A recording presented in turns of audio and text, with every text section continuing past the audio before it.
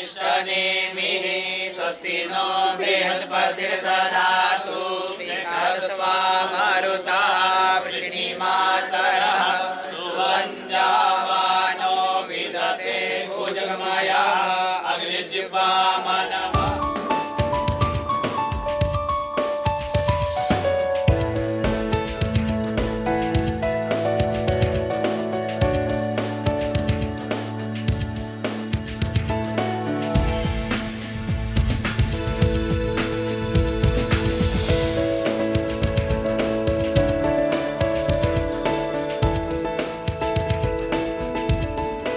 गच्छ गच्छ सुरश्रेष्ठ स्वस्थाने परमेश्वर यत्र ब्रह्मादयो देवाः तत्र गच्छ हुताशन।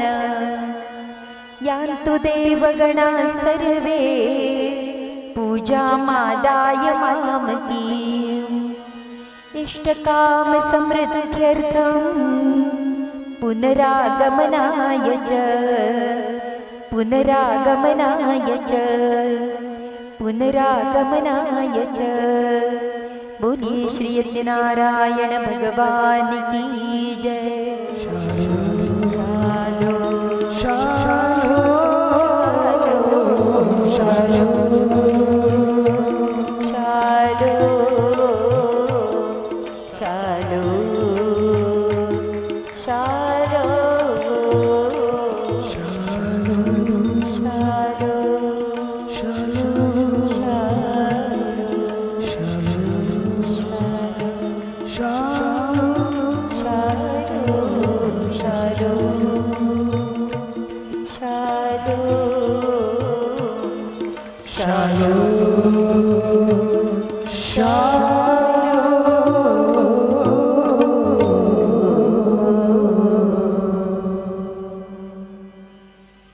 सर्वेश्वर भगवान की जय।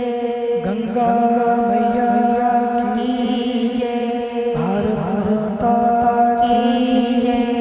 धरती माता की जय। हर हर Mahadev.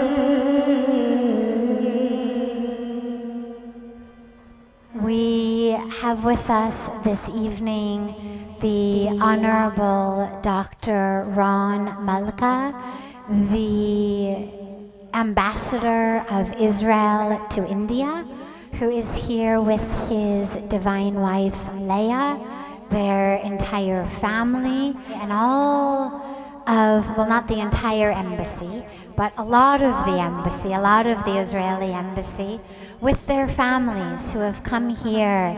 And it's so beautiful because India and Israel, we know if you read the papers or the news, we know are coming together hand in hand, heart in heart, politically. He was also sharing with me, our Honorable Ambassador was, that they're now coming together also scientifically, technologically, for water. That our Honorable Minister of Jal Shakti was just recently there, and they're now coming together also in science and technology. And it's so beautiful here today to be able to take that coming together a step further. And so it's such a joy to welcome you and your family and the embassy here to come together, India and Israel, together in love. I will ask Pujya Swamiji to present a sacred sapling of the Rudraksh tree, which you can plant in the Israeli embassy in Delhi. We already have saplings that have grown into big trees in the American embassy, so many other embassies in Delhi, and so now it'll be wonderful to have one in the Israeli embassy because trees bring life. And the Rudraksh is a sacred tree, and so let this planting of it be a new birth of a sacred life between these two nations for love and peace and water and environmental protection.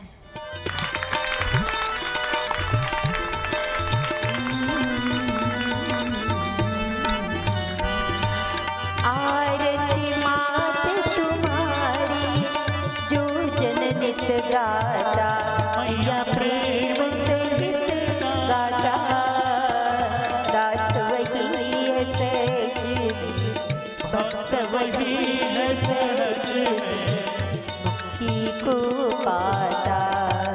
ओम जय गंगे माता, जय गंगे माता, मैया जय गंगे माता, जुड़े तुमको जाता, जुड़े मैया जी को जाता, मैया चितंबल पाता। ओम जय गंगे माता, जय गंगे माता, जय गंगे माता।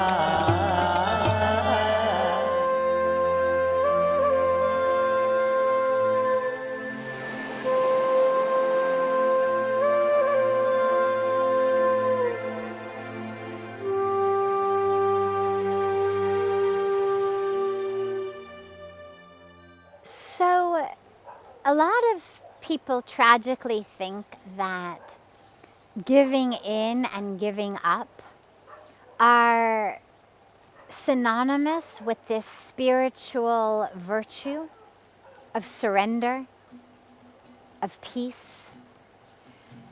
Spirituality never says, thou shalt be a doormat.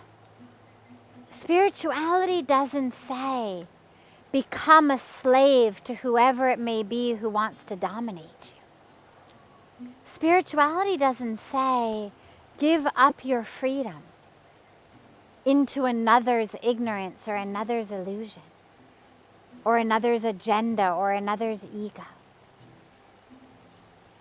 Spirituality does talk about choosing peace and choosing love in every moment. But remember that that includes you.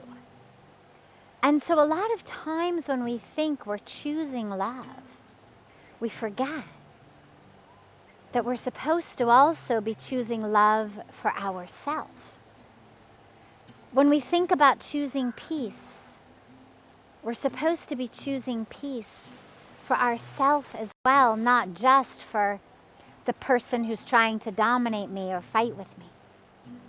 And so, if you're being dominated, and especially if you're being dominated into doing things that you know are not right, not in alignment with your Dharma, not in alignment with spiritual truths, not in alignment with the higher purpose and meaning, not in alignment with the tenets, the virtues of spirituality, by going along with that, you're actually creating more conflict. Maybe not in the moment, but that's just a very, very superficial way of looking at it. Because what you're saying is, to avoid conflict in this exact time and space, this intersection of time and space, I'm going to allow the seeds of adharma, unrighteousness, to be planted, to sprout, to blossom. Picking up, uprooting a little sprout or a seed is much less violent than trying to uproot a tree. So, yeah, it disturbs the soil a little bit, but a lot less than trying to uproot a tree.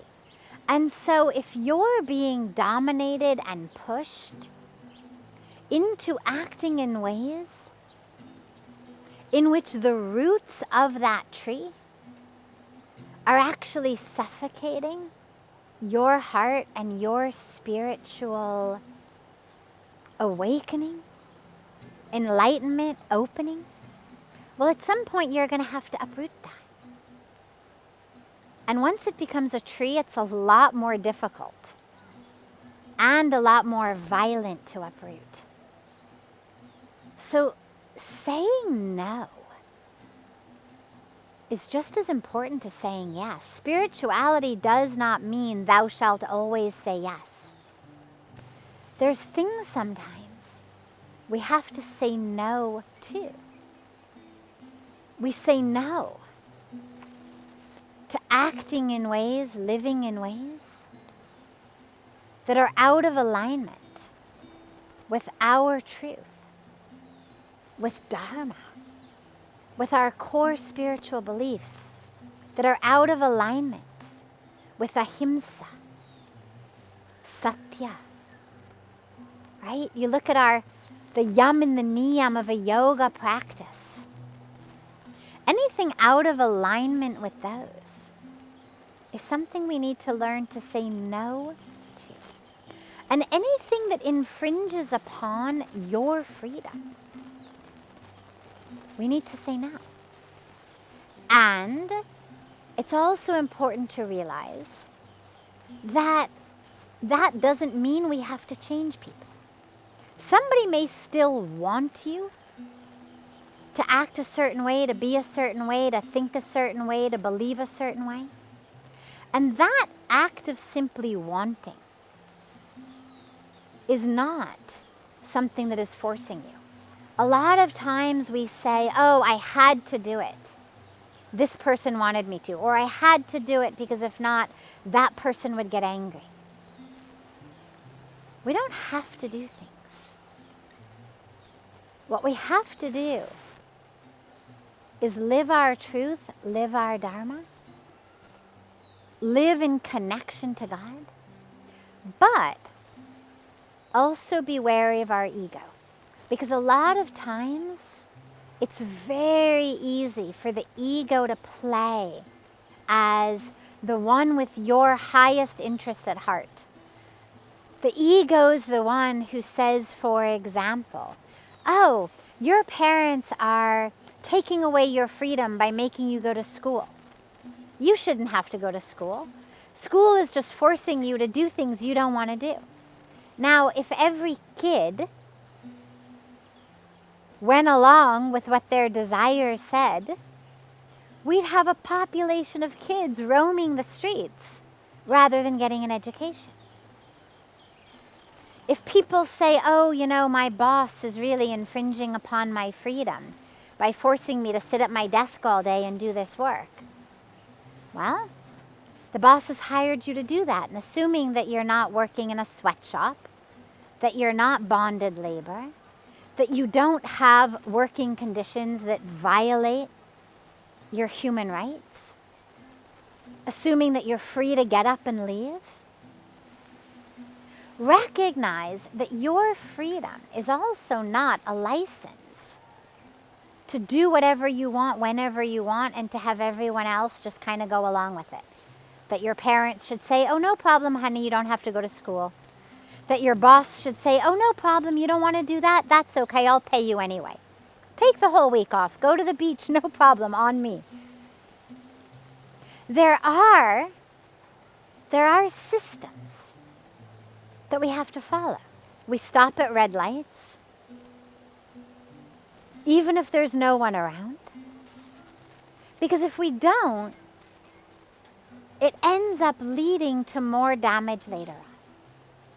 And that's an important thing to realize, because a lot of people feel very oppressed by systems of school, their workplace, the laws that we have, and would love to be able to justify anarchy in the name of freedom. And that's where it's really important to realize that freedom is not a license to decadence or recklessness. The freedom we talk about is a freedom internally to live your Dharma, to have the spiritual awakening experience of knowing the truth of who you are, and externally to be able to live according to your morals, your values, your spiritual tenets, assuming, of course, they don't violate someone else. But recognize that you then also have to be prepared for the consequences. So if you say, for example, I don't want to do this, you have to be prepared for whoever you're saying that to then say, okay, but then I'm not going to have you as my employee anymore.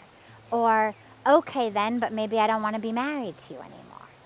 And assuming that what they were asking you to do is not a violation of who you are, a violation of your human rights, they also have that freedom to respond to you in their freedom. And that's where it's really, really important to recognize what our freedom means. So if you're trying to simply avoid conflict by doing things that are not what you want, that are not in your highest spiritual calling, don't do that. But then have the courage to face whatever the repercussions are. It's not always easy. Taking steps away from what people around us want to do. It's not always easy. But it's the path to living your truest, highest life. I had almost no one who thought it was a good idea for me to leave America and come to India. But I knew it was my highest calling. But it took courage. And so same thing in your life. If you know that something is your dharma, it may be difficult to live it. It may create a little bit of conflict. But that's worth it, because later on, you don't have to uproot a whole tree in order to actually live the truth of who you are. And lastly, realize also that sometimes creating a little bit of conflict for our loved ones actually isn't such a bad thing. Because sometimes that actually pushes them into a deeper level of awareness, a deeper level of having to look at themselves. When they realize they can't dominate you all the time, when they realize that you're not just going to live dancing according to their tune, fulfilling their agenda. If they are open and if they are courageous, they will look deeply inside. Your freedom will become a mirror in their face for their own freedom. And so in that way, even though it may be difficult, it's actually a great service to them. Your courage will lead to them finding the courage within themselves.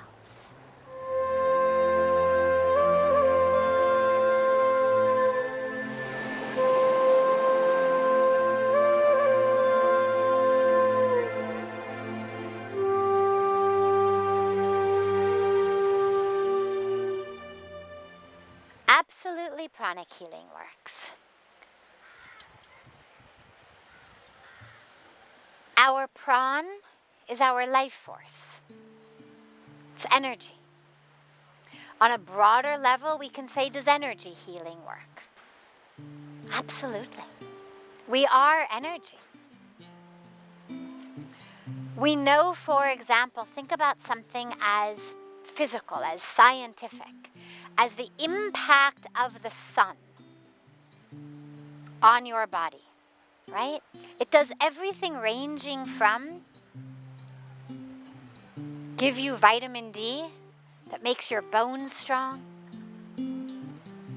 to increase your immunity, to make you feel really happy and good, right? So many people say, oh, it's a great day today, it's so sunny. Oh, it's not a good day today, it's not sunny. So the experience of a sunny day impacts us. It can burn the skin, changes the color of the skin. What is the sun? It's just energy, it's heat, it's light. That light, that heat impacts us in a good way in a negative way. You can be sunburned, you can be dehydrated, you can get heat stroke. So it's just energy. Similarly, think about the energy of gravity, through which simply the pull of the moon on the ocean causes high tide and low tide, right? One moon, one massive ocean. If you've ever been on the shores of the beach somewhere, you know the difference between high tide and low tide. 20 feet, 30 feet, 50 feet of water, just because of the gravitational pull. What is that? It's energy. It's a magnetic pull. So we've looked at energy of heat, of light, of magnet. We know energy of sound. Go to a rock concert where the bass is turned up a little bit too high. Sit close to the speakers. You feel that in your body. I'm not just talking about the ringing in your ears.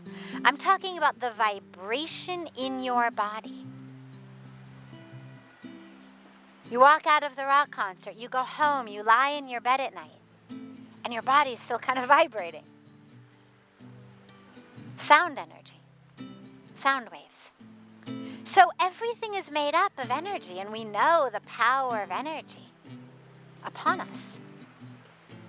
And so the energy of healing, of course it works.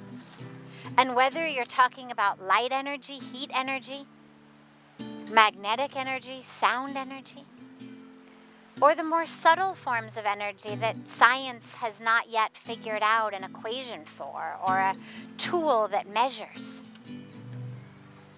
but that are still just as real and powerful and profound.